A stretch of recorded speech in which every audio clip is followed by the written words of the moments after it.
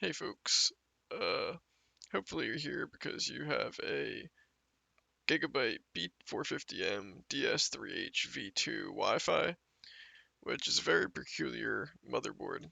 Um, you'll know if you have this motherboard because if you hit the Windows key and R at the same time, and then you type in this MSInfo32 and you hit OK, you'll see at your system model for your motherboard, it'll say B450M DS3H Wi-Fi V2. Mine isn't saying that because I was able to successfully update my BIOS, so now it doesn't know that it's a Wi-Fi v2. But the problem that comes with it being a Wi-Fi v2 is that if you go over to the website for Gigabyte and you look for this motherboard, you might stumble upon this one, which initially is what I did. I thought this was my motherboard. It looks nearly identical to the one that I have, and it has almost the same name, just minus Wi-Fi. So I thought, okay, the BIOS for this should probably work for my motherboard. So then I went to the support button over here and I went and found the BIOS drivers or the BIOS update. And I downloaded one of the newer ones. And when I went to go flash my BIOS, it said that there was a BIOS ID check error, which it turns out that's because it's not the right BIOS for the motherboard. So I went online to go look again, and I found this one. So I thought, alright, the B450M DS3H Wi-Fi. It's not the V2, but maybe that could work. Maybe there's BIOS will work. It had the same problem. So at that point, I went over to their support section, and you try typing it in. DS3H V2. Alright, we're getting there. And then we put the Wi-Fi in, and there's nothing to be found. Nothing to help us here.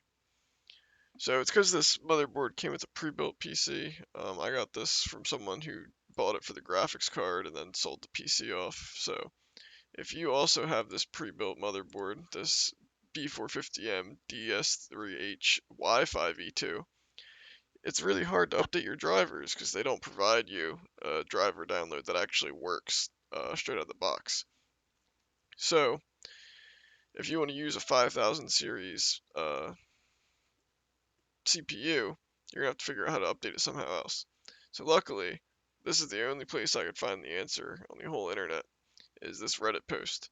A couple people here are really great, and they walked it through it enough that I could do it. But I know that if someone was a little bit less technically sound than me tried doing it, they probably wouldn't be able to do it, because I was very turned off from doing it. I almost went and returned my CPU. So to do this, what you're going to need is a flash drive and a CPU that can, uh, run your computer in order to download the things that you need to onto the flash drive so that you can update your BIOS. And the first step is going to be to download from this link. I'll have all these links in the description. We're going to go here and we're going to scroll down and we're going to download this modded version. So I tried with the original version before, did not work. So you want to download this right here.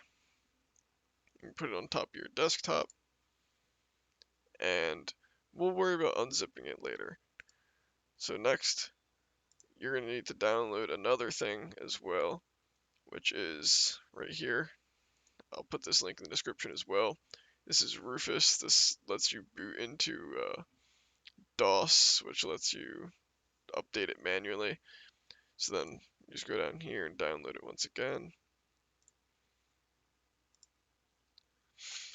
Alright, so now, once you have your USB plugged in and you've downloaded both of those things, you're going to want to open up Rufus and make sure that you're on the right drive. It automatically should select your USB. You want to make it free DOS. I'm not sure if this matters or not, but I got rid of the volume label. You want to make sure this is FAT32, and then you click Start. It's going to delete all the data, so make sure if you have anything important, you have it backed up.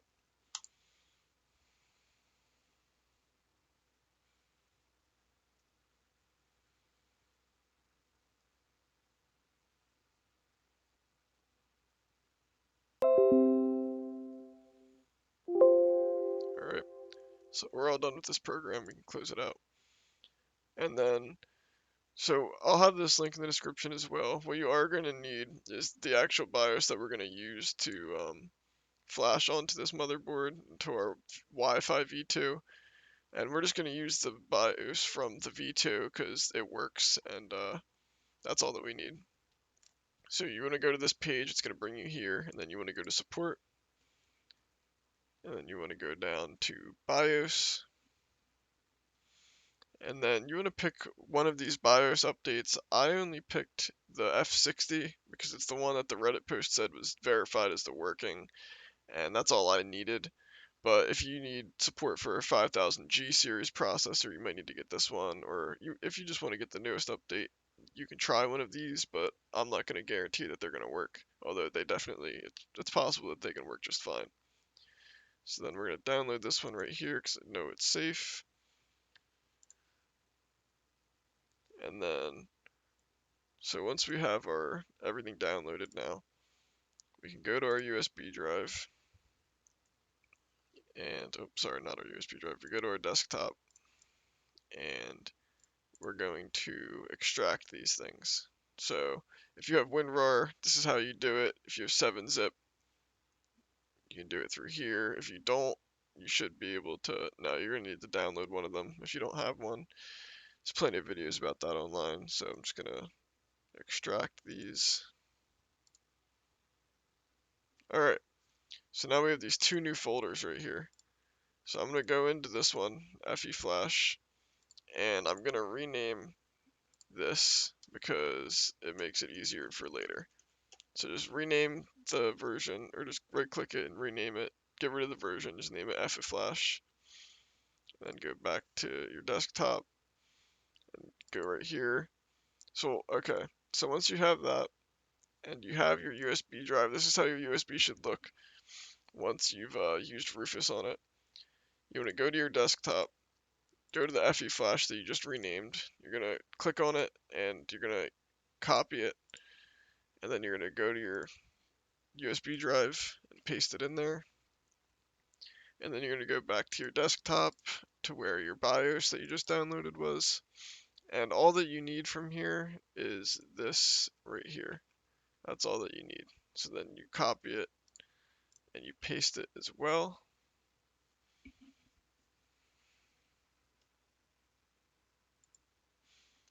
And now you are good to go. So what you're going to have to do next requires you to go into your BIOS. If you don't know how to do that, you're going to have to restart your computer and spam the delete key on startup, and it'll bring you into the BIOS. And on that screen, you're going to look for the panel to the right. It's a couple over to the right. It's called boot, or boot order. And in that boot order, you're going to want to put your USB drive as the number 1 in the boot order. So once it does that, it's going to restart, and it's going to bring you up to a DOS menu that looks something like this. It's not going to look exactly like this because it's not going to load you into Windows. It's going to be its own thing.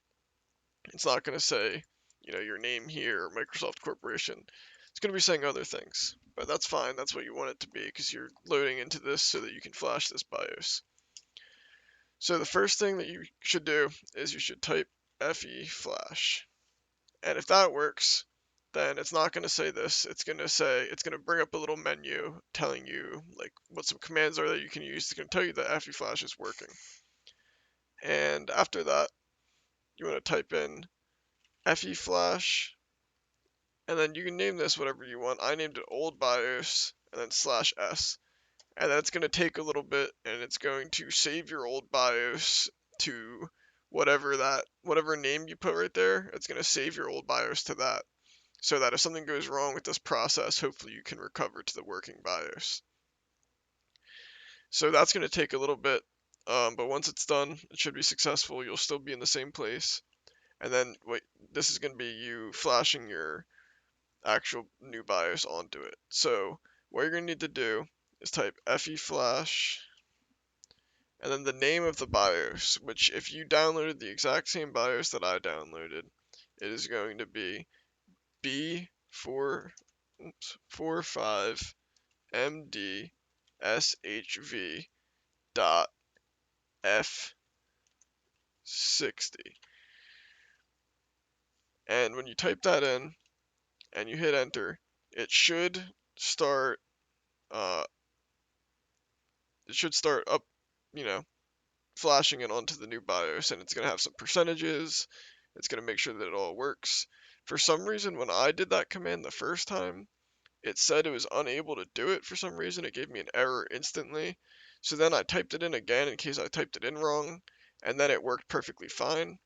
So I'm not sure if I made a mistake typing it in or what that was. But if it doesn't work the first time, don't completely lose hope like I did and type it in again, because that could fix it. And then it's going to take a little while. This is probably going to take a little bit longer than saving your old BIOS. And once that's done, um, it's going to power cycle a couple times. And then you should be able to get into your BIOS once again like you did before by hitting the delete button. And then you can make sure that your boot order is loaded correctly. You can make sure that the version is updated, and you can make sure that any of your BIOS settings that you want to set up, like XMP and overclocking, anything like that, is set up how you want it to be. So I'm hoping this helped someone. Yep. Have a good day. Leave a comment if you need some help for I made a mistake. Yep. Good luck. Also, I take no responsibility if this turns your computer into a brick. I took the same risk. Alright.